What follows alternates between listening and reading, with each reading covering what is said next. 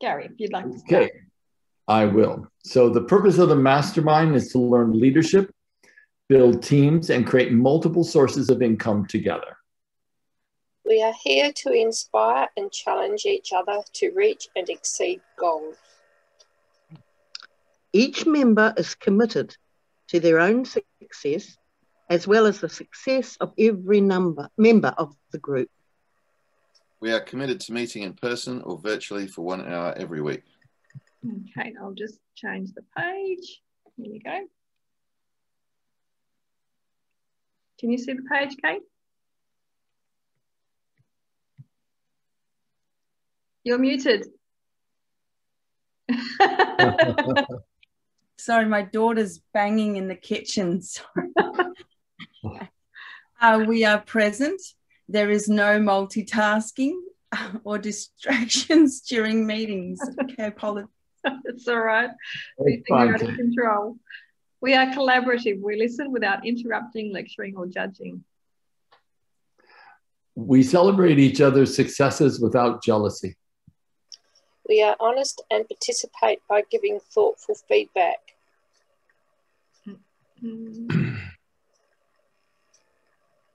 We are open and listen to different perspectives without being defensive or offering excuses. We trust fellow members enough to share fully. We are focused, but we also think it is important to have fun during meetings. We are real and authentic. This is a no BS zone.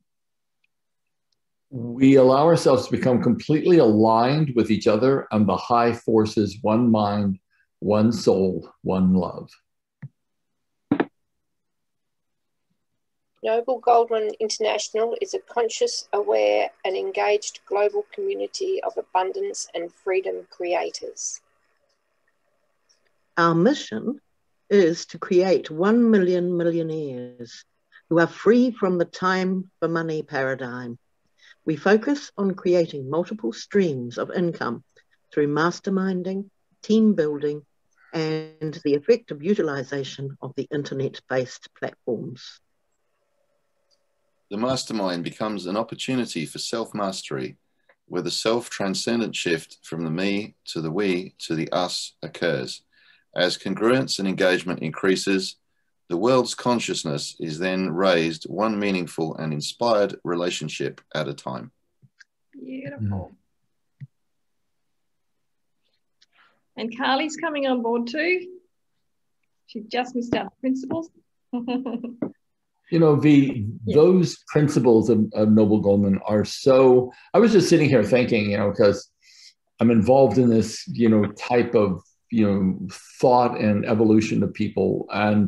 But to just sit and take a time out to listen to what those principles are really is quite inspiring. I was sitting here feeling really lucky that I'm on the call at least once a week. I get to just stop and read what's actually really important. So again, hats off to you, V, for pulling this all together. It's just wonderful. I've read ones that I haven't read before, and you know, there's the reading of it's very powerful, and it really kind of resonates on a deeper level, doesn't it, when we read it out, especially in a group.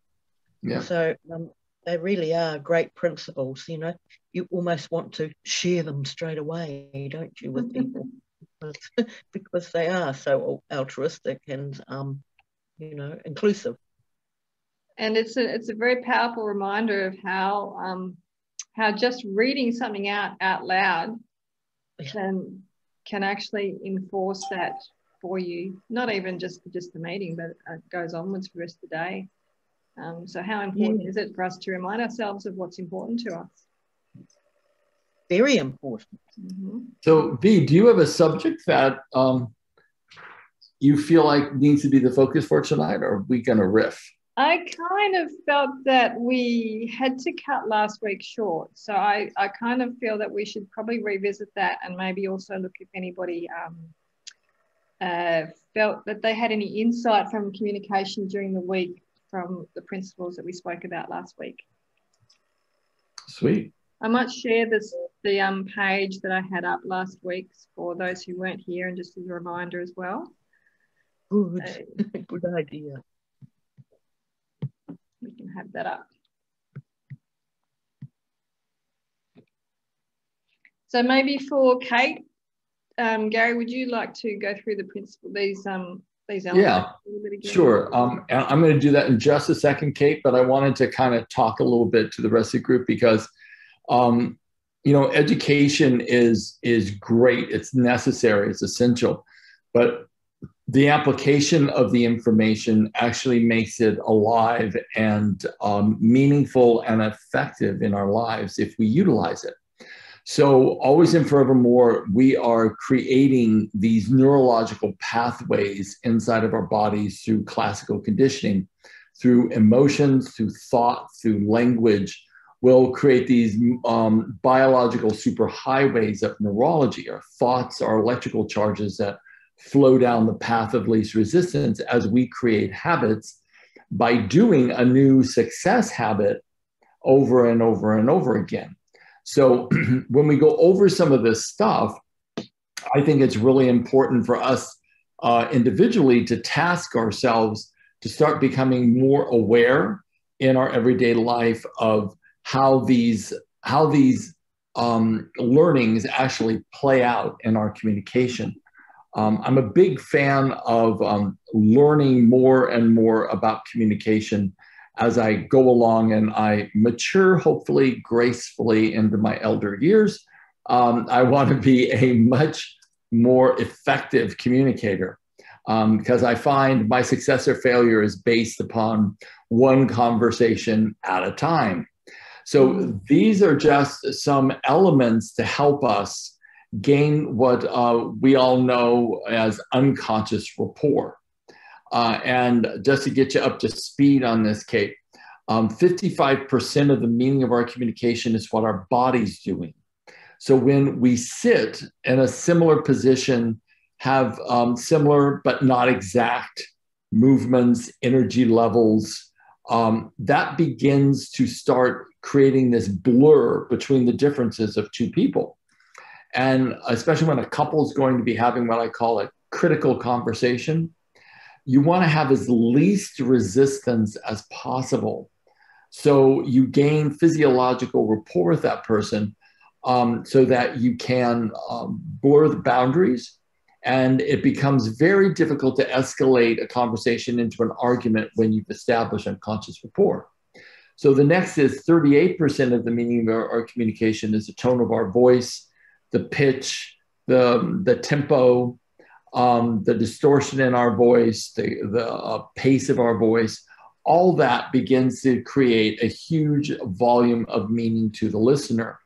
So it is about matching as well the cadence, the tone, the pace of speech, the volume of the other person's conversation with you. So again, you have another element of blurring the boundaries. The 7% is really the words that are being used. And so I talked a little bit last time about using key words and phrases that the other person would speak back to them in a way that sort of says, look, I'm valuing the same thing you're valuing. I'm focusing on similar things that you are. And it begins to start creating more and more of a space of psychological safety, which is a proven element to make anything become higher performing, including a couple or a relationship or even dialogue with your children. So this becomes a very effective method of being able to be a better communicator all up. So I just wanted to ask you guys that from our conversation last time, were you able to think about or incorporate or be more aware of these finer distinctions in communication throughout the week? Did it go back into the file of I already know this and I'll apply it when I want? What happened for you guys? Please don't all speak at once. It's deafening. I'll go if you wish. Oh, hang on. Are you going? Okay. Hi, how are you? Hi. Hi. I was just going to say what I noticed was someone on a mastermind, they spoke really fast. where other people on masterminds just speak like you are right now, just in that like nice, gentle tone that sort of I can hear, but this person spoke really fast. And even though I heard it, I guess I got what I wanted to get more than all the other pieces. Yeah. But it was so fast, it was hard for your mind to, or your focus to listen fully. You know, you really only got little snippets of what I guess were most important. Yeah. One of the things that people will do that are rapid speakers, they're generally high visuals. So they process really quickly. So they'll speak really quickly, thinking that other people can process as fast as they can, but they can't. And so what happens is people will eventually start to just tune them out. And that's a loss for the speaker. It's a loss for the listener. Oftentimes the speaker has something great to offer, which could give value to the listener, but because of the actual method of delivery, the message will get lost in the resistance of the audience. It's stated, I teach presentation skills, and it's always stated to break the pace of your speech, the predicates that you use to capture the 3 principal learning styles of an audience. And they say that 45% of people in an audience prefer to receive information visually. 40% kinesthetically, meaning they have to do an action or they have to do an exercise to get them into the groove of learning, and 15% auditorily. So you have to have visuals, you have to have cadence in your speech, and you have to have them be doing exercises in order to install information in a way that the majority of the group is actually going to learn. So remember, we always have these 3 learning styles: auditory, visual, and kinesthetic.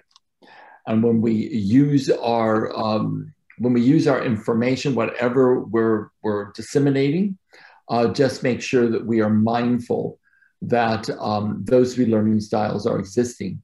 And if we're going to get our information through, we have to incorporate vocally, tonally, and with our bodies, communicating those 3 learning styles. This is the presentation course. I feel like I could just launch into it, but we're not going to go there. It's a lot of information. But again, the authentic conversation stuff is so vital. I'm doing a lot of coaching work right now with couples who are crashing and burning as they go along, like historical stuff just flying like nuclear explosions in their relationships. And it's so interesting to see how all of those areas where people can't get along is because of the assumptions they make about the other person, the way or the lack of effectiveness in their communication capabilities, the transference or projection onto the other person of what they think the other person's doing, feeling, and thinking. And as a consequence, they don't respond to the person, they're responding to what they made up about the person. And we all do this to some degree. So it's always really important. I love this one barometer that if I start getting edgy or angry or irritated with someone, then I know that's what's happening is triggering off something in me that's totally mine. Has really very little to do with them, but it has to do more with me. So if I can turn that focus inward and then use all the skills that I train and actually apply what I know, then what happens is that the heat comes down in the conversation. And for all of us, we can have incredible conversations or very weak, dysfunctional ones. And this becomes a really important aspect of all of our lives, because I really think, relationships are the key to all of our success, and the quality of the conversation will always be the quality of the relationship. So, absolutely. Absolutely. Yeah. And, I couldn't agree more that, when when somebody comes back at you, and often with, you know, something that they've put on you about their own beliefs, it's so easy to get into the defensive and not think, well, okay, what is it about me that maybe they're getting that impression of, you know, and then to sort of drop that conversation down to a place where you know, you need to let go of their projections, really, because, you know, I get that a lot, people's projections and assuming, and it's completely off the wall wrong. Well, you know, Julie, there's a way to kind of interrupt that pattern. You can simply thank them for the feedback and just say, look, I will think about that. And I really do appreciate your feedback to me around that. And I'll take a good hard look on what you are seeing. And so I want to thank you for that information. And then you sort of interrupt the pattern.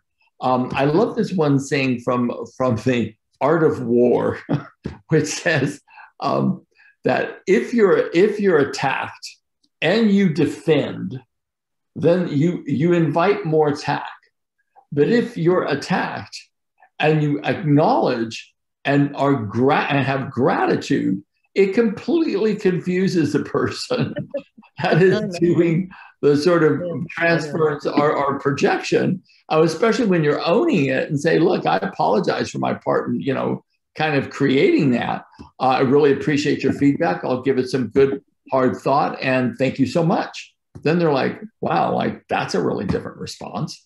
And there's nothing to attack, Julie. They're kind of left without a road forward to further that conversation. And yes, you know, Tony, I'm still after 68 years learning to do that. I know. It's about time, isn't it?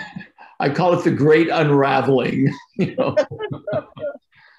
Tony, what are your thoughts, buddy? Because you always sit so pensively and look so thoughtful, and I'm always curious about what's rolling around in that 7, 8, or 9 inches between your ears. You notice I gave you more bandwidth there, Tony. I said 7 or 8 or 9 inches. Must be my screen's getting distorted. Yeah, I was just thinking about a friend of mine. I was laughing to myself because we've got a friend who I would describe it. She talks in gusts of 40 knots. Once she gets on a roll, she barely pauses for breath, and you know you sort of struggle to get a word in anywhere. So it tests your listening skills, and I laugh because her husband's always trying to get a word in, and he starts a sentence and then she'll interrupt him and he'll be like, can I ever finish a sentence? Which my parents used to do a little bit of as well. So yeah, I just found that amusing. So that's where my brain went. Yeah, it's all good stuff. But I think years of studying it myself, I know I just apply it on a subconscious level most of the time.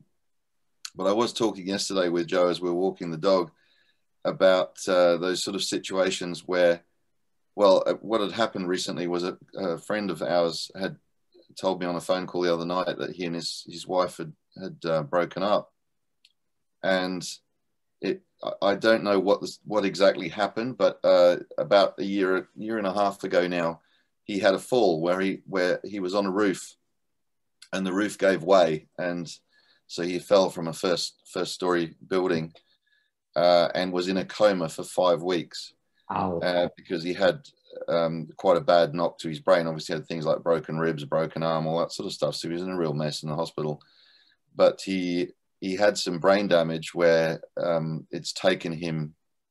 I mean, when he first recovered from the coma, he had to relearn how to speak.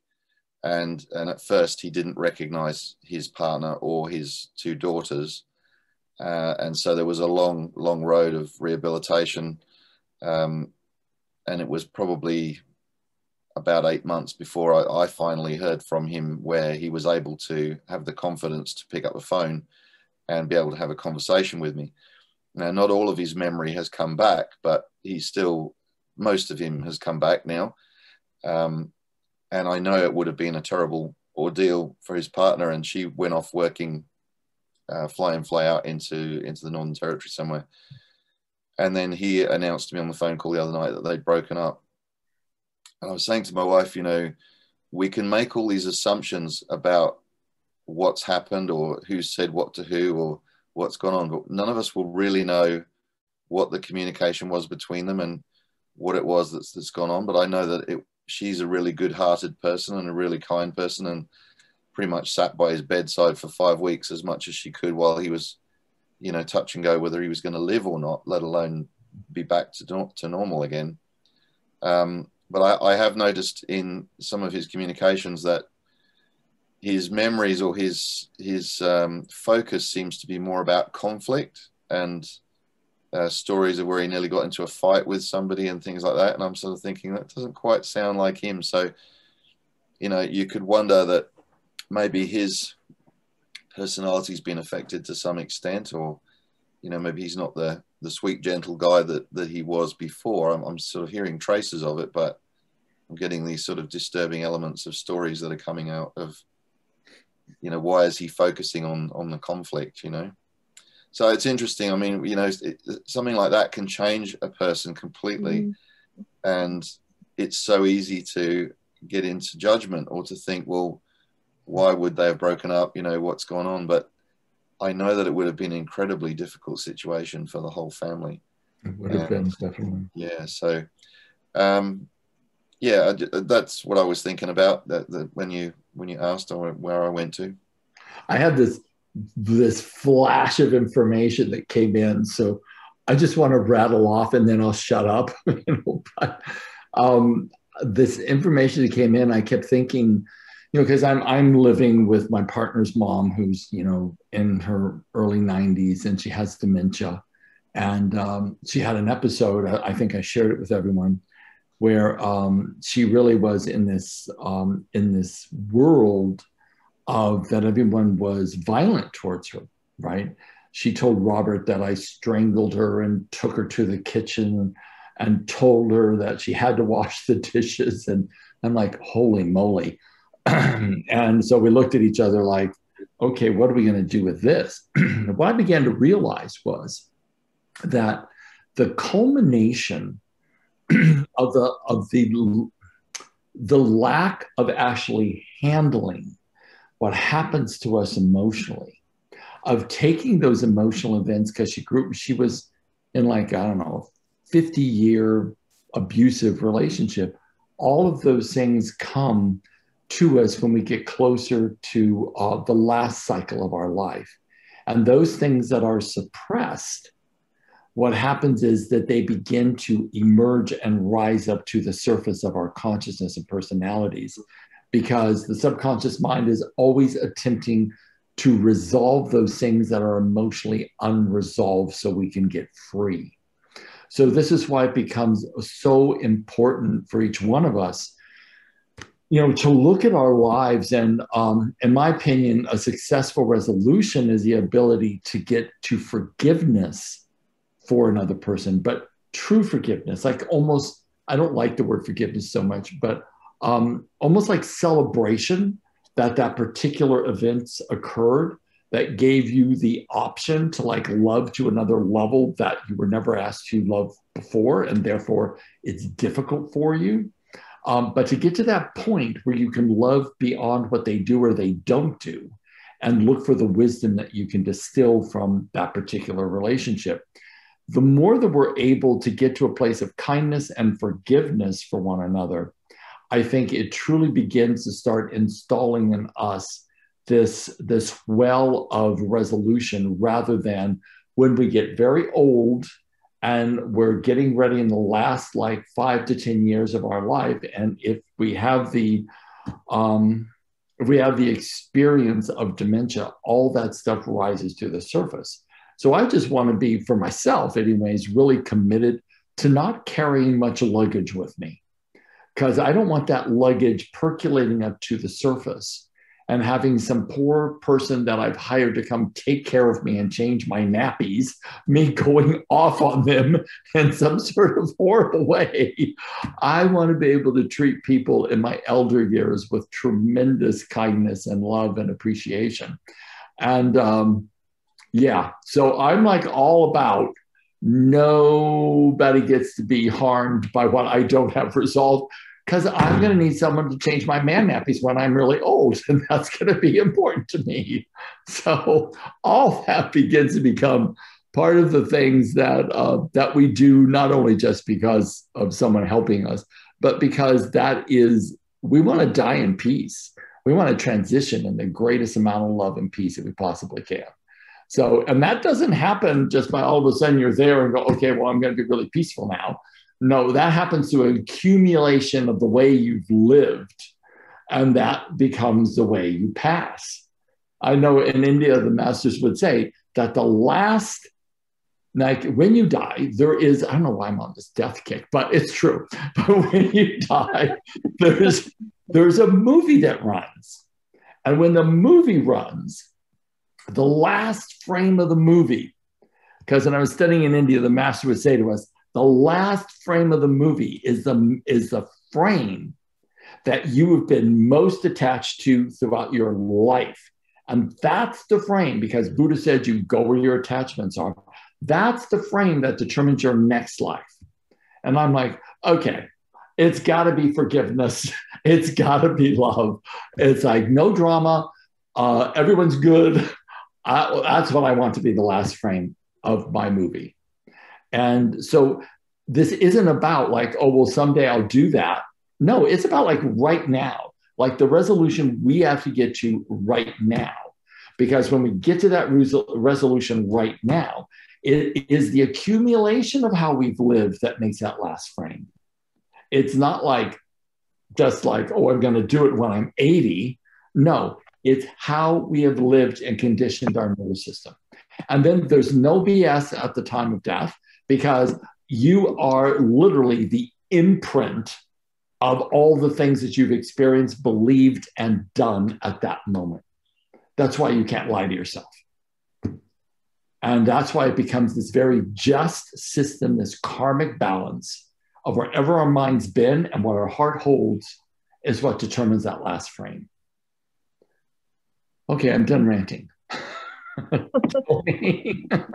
Gary, that was great. That was really good. And I think that for me, one of the things that I do to work on that is to use my journaling to reflect on any issues that might have come up with people, and then to consciously, when I'm having my quiet moments or going for a walk by myself in amongst nature, is to put myself in the shoes of the other person to a degree, to think about, well, why would they have chosen to look at that situation that way, or why would they have reacted like that? And if you can try to see the situation through their eyes, very often that's a stepping stone towards being able to forgive them, because you can understand where they're coming from, even if you don't agree with it, even if you think you're right and they're wrong. Everyone's right in terms in an NLP sense. They're right in the sense that the way they're looking at the world, the way they're filtering the information, they're making sense of it so that they're right. When we all justify our own actions, our own beliefs, our own thoughts. So if you can look at it from their point of view just for a moment, and then forgive them, let it go, then that's very powerful, because it helps with resolving any of those unresolved emotions. It will, absolutely. At some point, you guys, probably not tonight because I don't think we have time, but at some point I want to do a group process, and we'll take someone that each of us individually haven't really forgiven yet. And I can do a group process on perceptual positioning. It's like a 5-point process. But that would be really awesome, because it's exactly what you're talking about, Tony. I did a session today with a client in Colorado, I think she lives. And her whole issue was about her father, that her father abandoned her and her mother. She was 4 years old. He came and saw her, and she rejected him and was really mean to him at 4 years old, and never saw him again. Hasn't spoken to him since she was 4 years old. And angry about men, especially, has panic attacks when she gets close to a man, when she thinks she really likes a guy and she may sleep with them, she says, okay, well, after they've slept together, she says, I can't wait to get out of there because I start getting such high anxiety that I can't stay. And I'm like, okay, well then I did this process with her. And she came out of that process, especially after really associating into her father. And then she came out of it, and I took her up to like a real high spiritual perspective to look down at it from a perspective of her soul. And when she came out of that trance, she was like, oh my God, he was more fearful than I was. He's riddled with pain and frustration and guilt and shame. And she grew in this massive empathy for him. And it was such a beautiful thing to see. And so now she's writing him a letter, and her half sister's going to deliver that letter to him.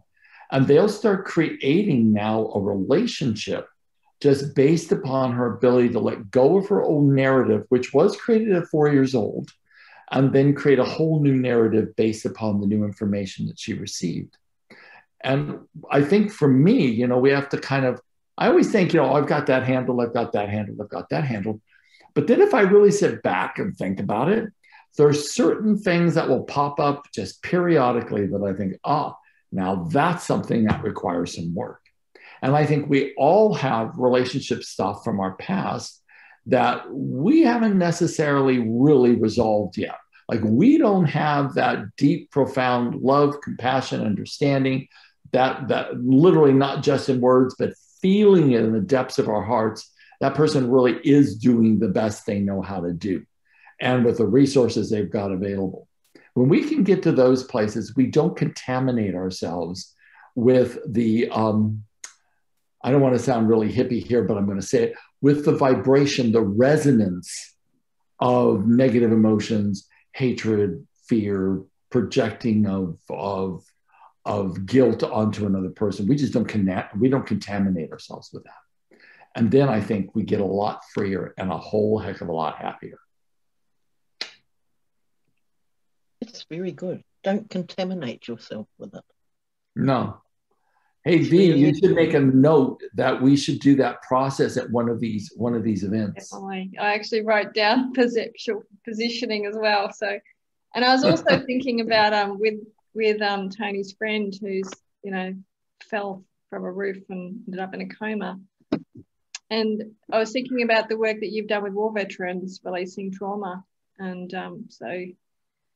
Yeah, it's a necessary process. I think it should almost be, mandatory that people learn these processes, because there's no other way to resolve these things. Otherwise, you just sit with them for the rest of your life. And I remember watching an interview that you did with the work that you were doing with the war veterans and dealing with their PTSD, so that they could release the life that they had in war and become functional members of society. So, that was a really important stage of my life when I had the opportunity to work with some of the war veterans returning from Afghanistan and Iraq, and that was very special, because they all said that one the memory resolution technique was the only thing that ever worked for them. So that was awesome. I just wish I could teach more people. It's always about getting information out there. And at some point, I will. I know I'll put a trauma resolution technique up in the vault, and I'll teach people how to resolve trauma. Oh, that would be fun. Yes. Yeah, that would be fun. Just to ask you again, Gary, I don't know whether I have asked you this because he worked in America. Have you heard of David Groves?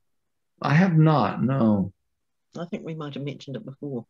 He's since passed away, but he was a brilliant I don't know. He just came up with a thing called clean language, and allowing the people with the traumas to use their own language because they've got their own metaphor and guide them through it. So I just wondered whether you'd know about it. It was very, very, very powerful, and he was incredibly successful. And this was after Vietnam, so he's nice. Indeed. Wow, yeah. but I have got some information, but I found it absolutely, it's a technique, you know, where you're not in there. You don't use any of your language whatsoever, you know. Hey, do you have one of those? Do you have that technique written out somewhere? I do, yes. I'll just have to rake it up somewhere from my enormously organized not file. That would be awesome if you could find it. Thank goodness for search engines. Yeah, because you know what I'd love for our mastermind group is a place where we can like share some tools and play with the tools and get some change ourselves when we show up. I don't. That's just my idea. So I don't know if other people would want to have that as something they wanted to do. Can I see a show of hands or a thumbs up if you would like to do something like that? Okay, so everyone's got their hands up. Okay, so cool. I mean, we can start looking at that. So Jules, if you can dig that process up, that would be awesome. I better do it immediately because my sieve has got a few holes in it, you know. Well, you can find it. I have full faith in you. Full faith. We'll all remind you, Julie. Okay, you just please do. We'll keep you Because accountable I'm a little for bit that. all over the place. Yeah, I've got a process around language too that we could try, but it would more be, we couldn't really do it as a group. I'd have to do it as an individual, and then we That's okay. then we play with that, and it becomes really, really good. There was a kid that actually had a big old cancerous tumor on his chest. He was like 16. His whole family was in the training. And I brought him up on stage and I had them go through this language process. It was really powerful. He started, what you do is you repeat the metaphor that they use or the limiting belief that they use over and over. They just keep repeating it and repeating and repeating it. And eventually that statement or that sentence that they say changes and turns into something else. Yes, so I think he started saying, I want to die. I want to die. I want to die. I said, okay, just stand up here, sit on this chair and just repeat, I want to die. I want to die. I want to die. And eventually it went through 4 or 5 incarnations of things he would say. Eventually it came to, I want to be loved.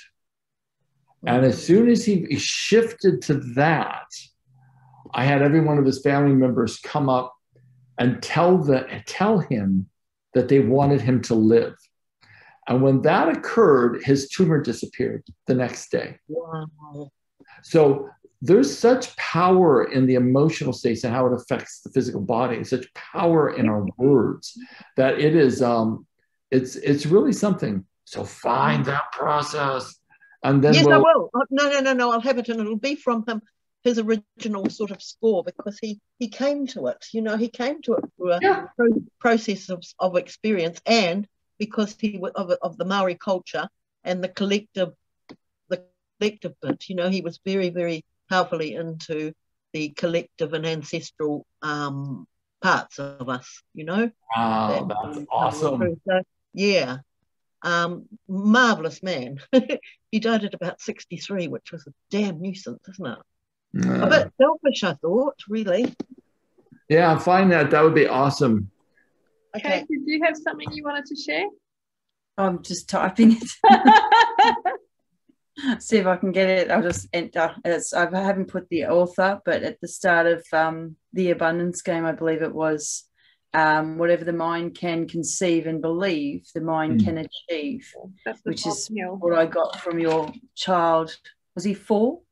Who said, repeated over and over, I want to die. And that just, I have a 10-year-old and he sometimes says things and I just correct him or not correct, I just help him, guide him and remind him how much he's loved and how amazing he is. So yeah. Good for you. It's very challenging right now because there's so much, what's the word? There's so much conflicting energy based upon social media, and it's so widespread. It's like the countries and the cultures have merged, And there's just so much available now. And a lot of it is people that are so disenfranchised that they flood the internet with some pretty dark stuff. And the kids pick it up. If they don't pick it up, they at least feel it. And it's really challenging for them. We weren't ever, at least I wasn't for sure, exposed to so much that I would have to deal with. But kids are these days. So it's really important to always be telling them how magical they are, how they're here to do something special, and that they're loved and they're purposeful. Like they have something that they're meant to do here, and they do.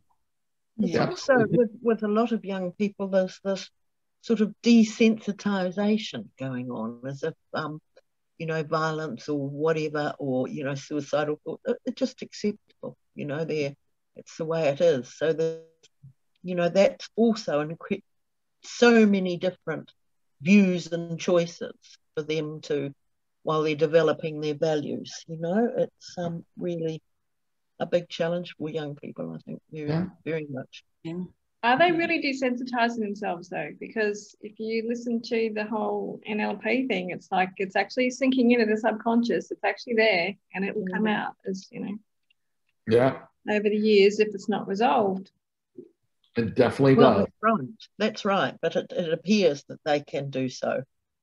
You know, bearing it for later. Yeah, especially with the media, and you know. Yeah, the more you see it, the more it just becomes desensitizing. So they just keep seeing it, and next thing they don't realize it's just happening all the time. Yeah. Sorry. You know, so my son's you know, he's coming up 45, and he still is kind of desensitized on certain things, you know, which really shocks me, and you know, and exposes himself to very negative kind of, even watching TV. And I think, well, you know, wow, can't you choose to, you know? But anyway, I don't say that. Well, the outcome for us all is really then, I think that we have to grow to be the best example of ourselves that we can be in the presence of kids, because that's how kids model you. And I remember there was a teacher that saved my life in the 3rd grade. Oh, look at that little guy. That really saved my life in the 3rd grade. And all it took was someone to see that I had potential, that I had promise, and to convince me that I had promise, and that there was something that I could do, and that I was talented. And when that happened, because I was not talented in anything, but I was talented in art, and I could barely read, I could barely do math, I could barely write, but I was really talented in art. And so this teacher saw that and made a point of getting me enrolled in the La Jolla School of Art for Gifted Children. And I was this, you know, little Hispanic kid in an all-white school district, a lot of racial prejudice. So I felt very out and very stigmatized anyways. And when that happened, it bolstered my confidence that I could actually do something. And I wasn't stupid, and I wasn't inferior. And that was a really important turning point for me. So really, kids may have learning disabilities, because I know I did. They may have trauma in their family home. Great, but they're here to do something. You know, acknowledge them, see their beauty, see their promise, let them know that they can be or do anything they put their mind to do. Find their gifts, and then, you know, expand those gifts and acknowledge those gifts, and they'll start to blossom. They'll just start to blossom. And it doesn't take a lot. It takes just a little bit. And you can save a child's life by random acts of kindness towards them. And so I think, you know, that's all of our responsibilities, of course. But it does become rather important. I think people aren't very much different. Adults aren't very much different from children. We need to be acknowledged. We need to be seen. We need to be told that, you know, you've got something to do here that no one else can do. I have this metaphor. I'll share it with you. I would tell people when I would lecture, I'd say, you know, you are a thread in the tapestry of humanity. And if you go under-realized and not fully actualized, then that thread in the tapestry of humanity stays incomplete. So it's our responsibility to wake ourselves up and contribute our part to the human experience. Whatever that's going to be for us, we require to show up and contribute our part. And I just like the metaphor. I used to be a weaver, weirdly. Don't ask me how I got to be that, but I did. I used to be a textile artist. So when someone says, I love telling people, when someone asks you, hey, what did you do in college? Study basket weaving? I can actually say I did. I absolutely did. I studied Native American basketry.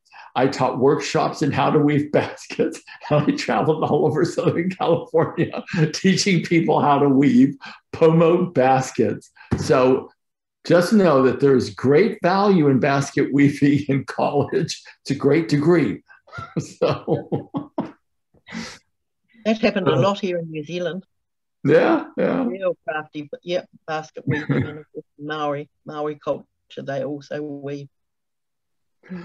So I would love to do this one little thing, and just since you're up and I'm looking at your bright shiny face, Jules, what is a word or three or four sentence piece of wisdom that you would love to give to the group tonight? Oh, I've got the spotlight on me. You do.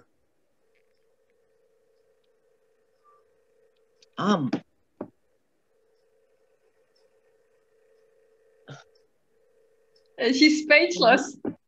I know, it's when you started when you started talking about the transformation that you can do.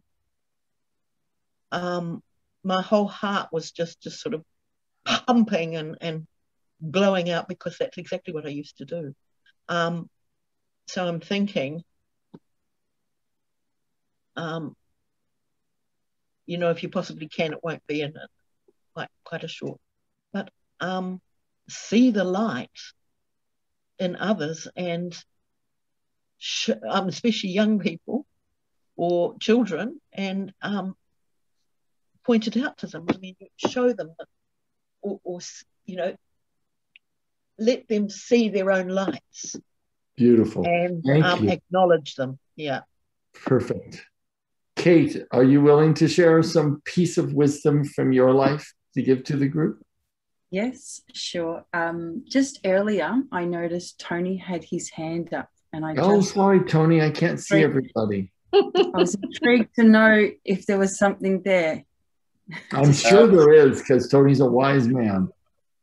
Thank you, Kate. Yeah, I didn't want to interrupt, but when you were talking about the emotional attachments, I'm just going back a little bit here. I looked up, I was curious, and I did a quick Google search on holding on to grudges, because, you know, that's a lot of that emotional attachment to issues that we haven't let go of. And I found these quotes, and I thought they'd be good to share with the group. So I thought this one amused me, that a grudge is like lighting ourselves on fire and expecting someone else to die of smoke inhalation. So that was one. Another one was that, yeah, you've probably all heard this, but holding on to a grudge is allowing someone to live rent-free in your head. Oh, no, that's a good one. But this one, this really relates to the example of the modeling and so on, is when someone does something wrong, don't forget all the things they did right. Yeah, it's beautiful. And so my last little bit of wisdom for the group that I would leave you with is to aim to always leave people better than you found them. Yeah. Brilliant. And Tony, if you ever raise your hand and I don't shut up, it's because I can't see you and I don't know where the hand is. So V, please just say Tony's got his hand up. I was trying to find a break. I know. I always love to hear what Tony's got to say because I think he's such a cool guy. So, Kate, is there anything that from your life you'd like to leave as a wisdom for the group? So I'm new at this, and I usually have quotes everywhere. And I just love that. I love leave people better when you found them. Yeah, and a light is in others and point it out.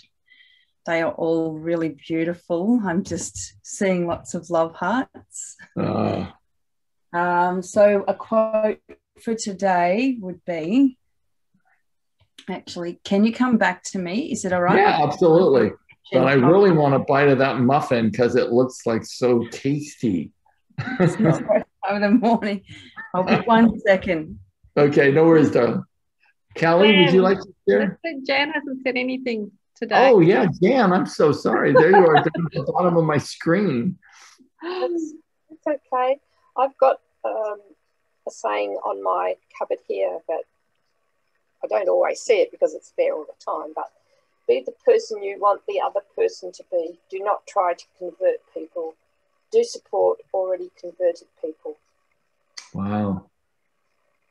That's profound. Thanks for that. That was really profound. Jan? Can you repeat Yeah, would you? That was really good, Jan. Be the person you want the other person to be. Do not try to convert people. Do support already converted people. Beautiful. Love it. Yeah.